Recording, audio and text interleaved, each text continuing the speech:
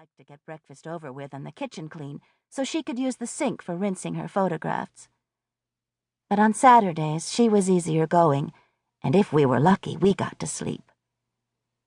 I stretched and yawned and closed my eyes and opened them again, reveling in my laziness. Then the phone rang. It rang twice more and became silent. Suddenly alert, I lay, waiting for the sound of footsteps on the stairs and somebody's voice calling, "Rachel, it's for you." When moments passed and the sounds didn't come, I yawned again and swung my legs over the side of the bed and got up. My jeans were tossed across the back of a chair by the window. I put them on along with a halter top, and reaching over, pulled the cord that adjusted the blinds so I could look out at the yard below. The grass was soft and green, almost long enough to be mowed. Until this year, the mowing had been Peter's job, but now that he was 18 and working, it had been decided that the job would descend to Bobby.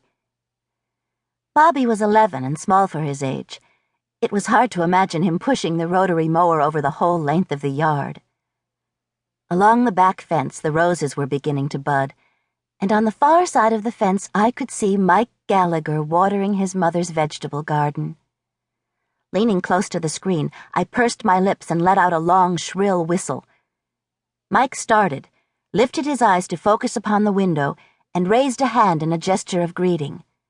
Then he pointed toward the sky, and I nodded vigorously, hoping he could see me. The pool at the Coronado Club had just opened for the summer, and the day before we had discussed the possibility of going swimming if the weather was good. Now, in sign language, Mike was saying, "It looks perfect," and I was answering, "Great, let's go." The Gallaghers had lived next door for as long as I could remember, but it was only during the past year that Mike and I had become aware of each other as more than casual neighbors. Now, gazing down at the blonde head bent again to the watering, I found myself smiling. He needs a haircut, I thought, with a happy feeling of possessiveness. It wasn't a criticism. I liked his hair shaggy. Turning away from the window, I paused before the mirror that hung over the bureau in order to run a comb through my own short tangle of reddish hair. It bounced back immediately into a mop of uncontrollable curls. In the era of long, smooth, straight hair, those curls were the bane of my existence. I wrinkled my nose in disgust and decided not to bother trying to improve myself further. What was the use of putting on makeup if you were going swimming? I left the room and went downstairs to breakfast. To my surprise, there was no one in the kitchen.